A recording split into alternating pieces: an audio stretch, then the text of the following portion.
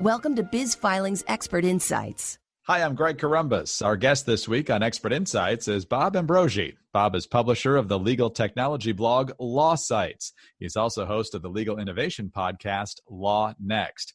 Our lives, of course, underwent a lot of change the past few months as a result of the coronavirus, and businesses underwent many changes too. In the legal world, some of the adjustments needed to accommodate stay-at-home orders are actually turning out to be very welcome innovations in an arena that is reluctant to embrace change a lot of the time. And Bob has written about 7 areas of progress. You can see that on his blog, LawSites, and other folks have picked that up as well. And Bob, thanks so much for being with us. Thanks, Greg. Nice to be here. I appreciate it. Well, the first piece of good news from your column is that lawyers do not need to fear technology. And 20 years into the 21st century, that might catch some folks off guard, but the legal world is reluctant to change. So why did they fear technology in the first place, and how have they come to embrace it over the past few months? Yeah, it's really been an interesting time, and it's odd to be talking about silver linings in a period of time when there's been so much troubling news, and so many people have had a tough time during this period. But I hate to overgeneralize too much, but lawyers have been largely reluctant to innovate in any number of ways, and including in the adoption of technology. And I think part of the reason for that is that they are a little bit afraid of technology. They worry about the consequences of perhaps a data breach or exposing confidential information. And I think lawyers have also kind of seen technology, frankly, as a threat to their business model. The lawyer business model is all built around the hourly billing, and if you present them with a technology that says we can make you more efficient and save you time in doing the work that you do, well, maybe that's not a good thing if you bill on an hourly basis.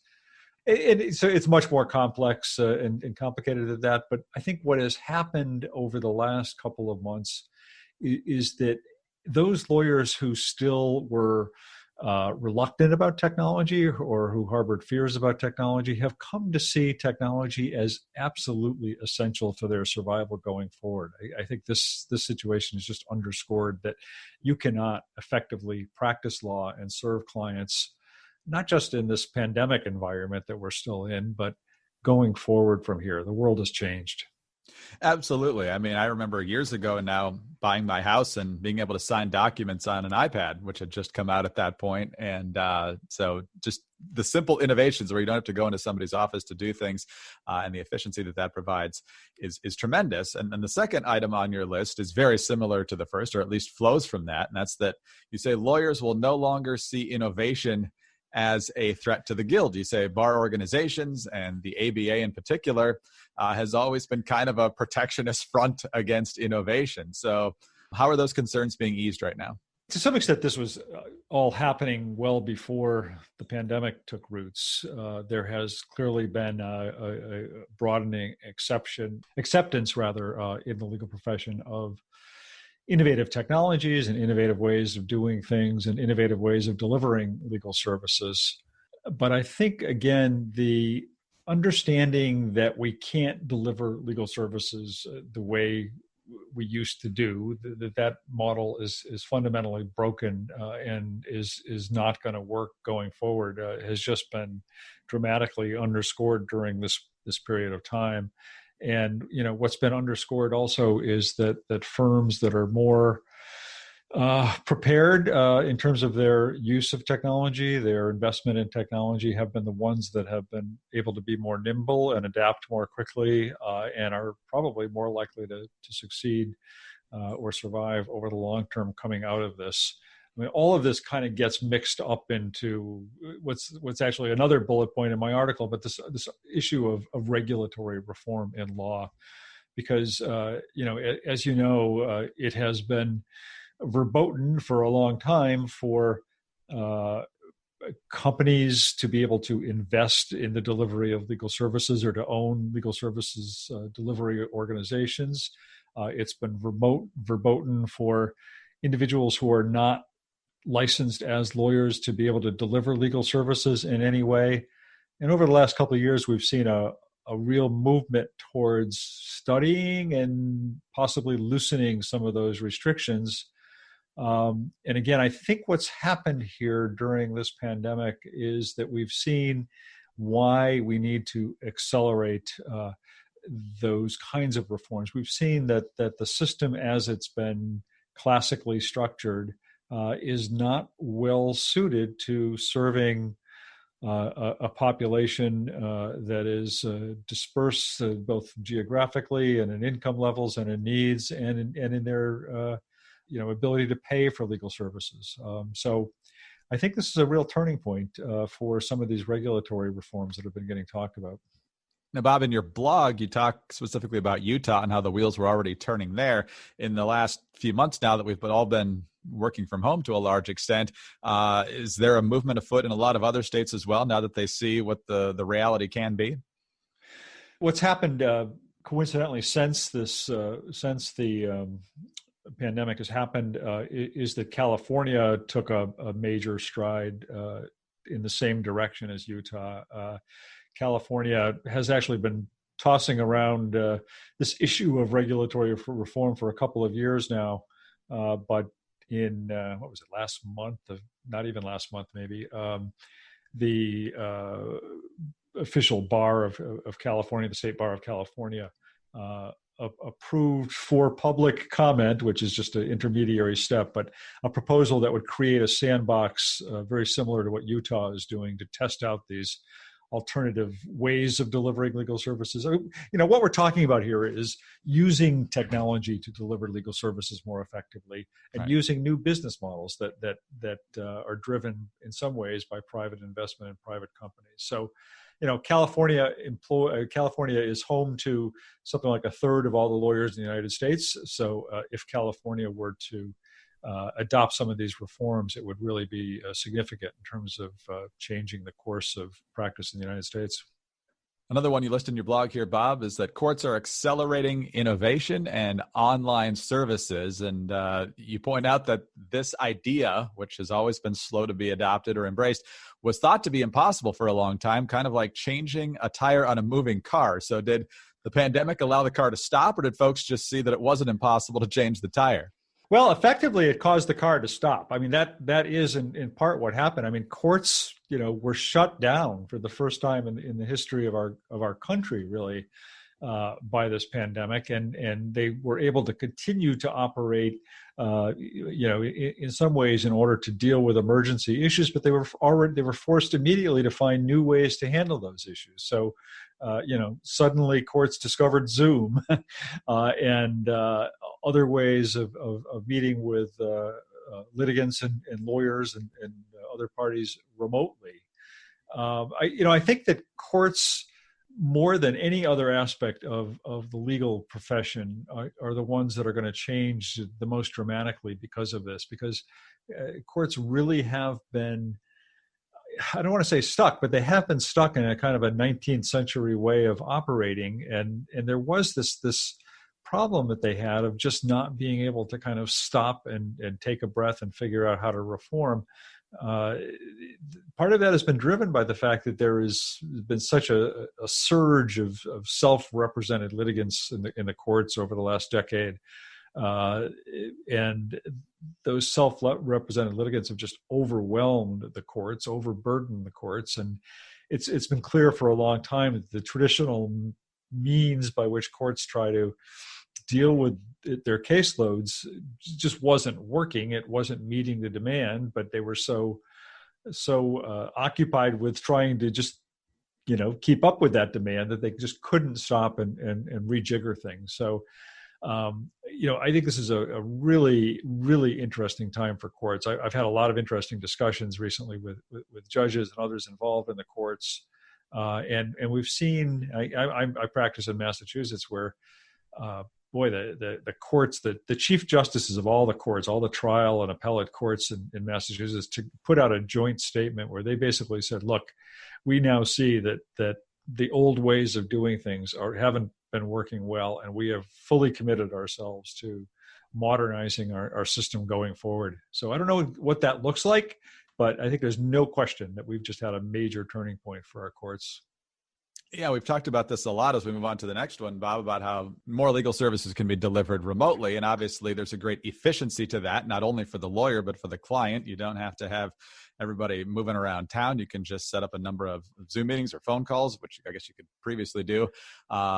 Online ways to sign documents and so forth, like we talked about before. But one of the things that I believe you mentioned in here and certainly came to mind is that for folks who aren't able to get around as easily, whether it's the elderly or the infirmed or perhaps people of limited means that might not own their own transportation, this really does make the legal services much more accessible to folks. So explain what a difference that's already making and how that's going to be built on, you think?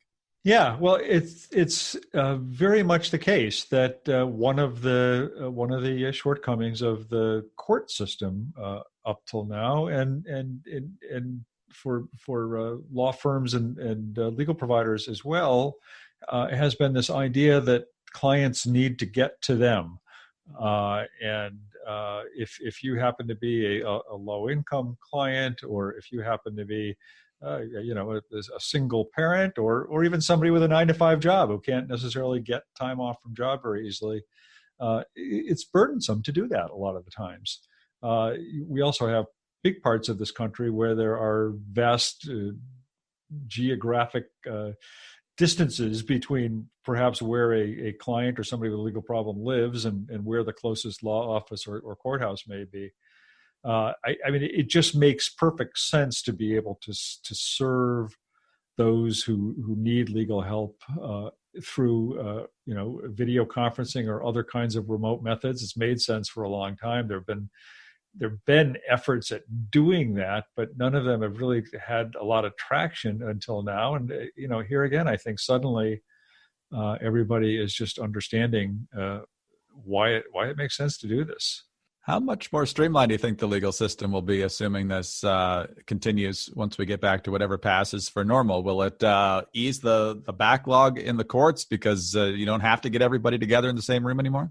I mean, the biggest problem we have in this country is this justice gap. I mean, there are estimates that there are something like 80% of the people in the United States who have a legal problem do not ever get help with that legal problem. And in some cases, it's just because they don't even know they have a problem. They don't reach out for help. But even among those who reach out for help, only a small percentage are able to get the help they need. They can't afford a high-priced lawyer. They can't. Maybe they're not eligible for legal aid or free legal services.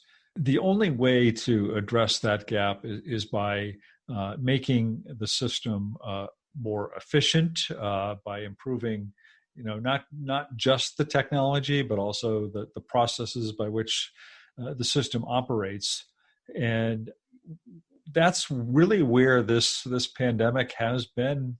I hate to portray it as a positive, but that is, I think, where it is positive, because I think we have set in motion the wheels that are going to make virtually every aspect of the legal system, the courts, legal services delivery, much more efficient, much more adept at using technology to deliver services. And all of that means that they're going to reach more people at more affordable costs. And all of that is a real win for the system.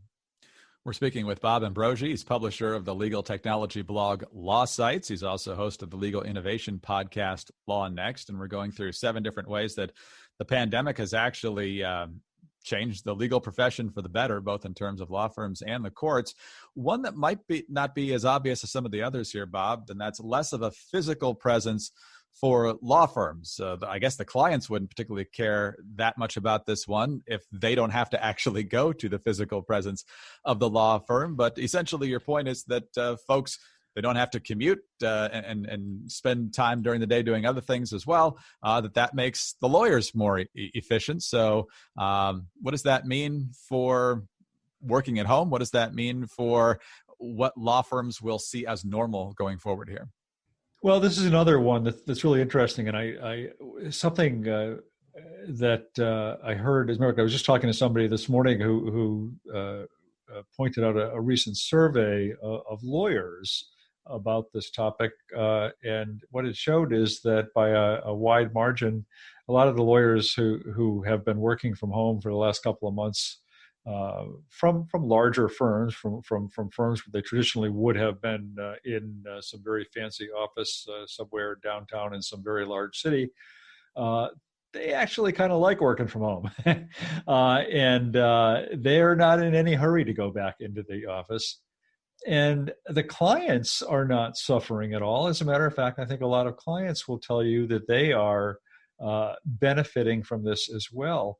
What I've heard from both clients and lawyers is they're getting more FaceTime than they might have had before, because before, if they talked at all, it would have been to jump on a phone call. Now, suddenly, video calls have become the norm, and lawyers and clients are actually looking at each other and talking to each other, even though it's not in the same room. So that's part of it. The other part is that, of course, physical space is a huge part of a law firm's overhead.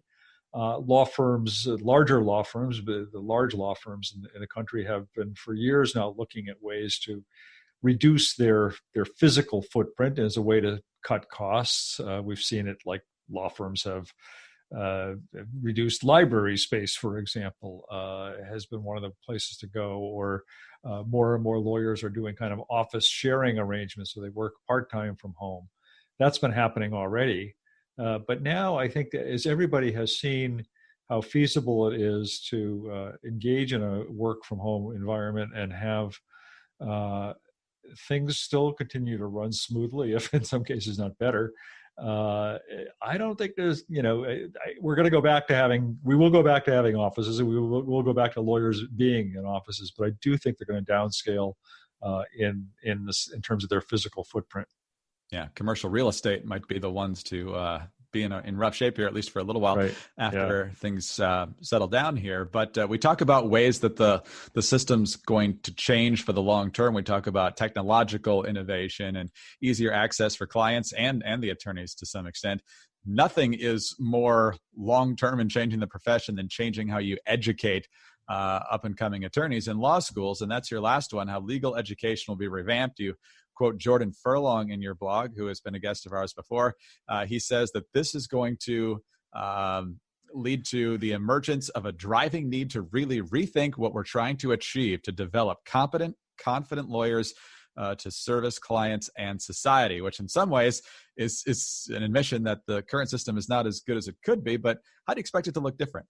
I think one of the questions that's come up during this time is the bar exam process, the process for examining somebody who's graduated from law school and now wants to be licensed to practice law. They're given a test. They're given a sit down for 2 days and take a test. And, I don't know if you're a lawyer, listeners have gone through it, know that basically this test is nothing they teach you in law school. You sit down and you cram for a month or two for this test, and you go in and take the test and immediately forget everything you learned. Why not have something more like a program where lawyers are admitted to the law based on doing a period of an internship and getting direct experience and getting some hands-on work in a law firm and learning it that way. Let's look at having students be getting more experience while they're in law school, but then let's also have experience and mentorship be kind of the measure of when somebody is ready to be licensed as a lawyer rather than some arbitrary exam. Sounds like there might be a newfound appreciation for the old concept of apprenticeship in legal circles, right. Which is exactly kind of how folks used to become full-fledged lawyers on their own. Bob, fantastic content here, great conversation, terrific resource, and we really appreciate your time today. Yeah, well, thanks for having me. It was a real pleasure to speak with you. Thank you, sir. Bob Ambrogi is publisher of the legal technology blog LawSites, which you can find at lawsitesblog.com. He's also host of the legal innovation podcast called Law Next. I'm Greg Corombos, and for more information on this subject, please visit bizfilings.com. Biz Filings, a Wolters Kluwer company, has been incorporating businesses since 1996.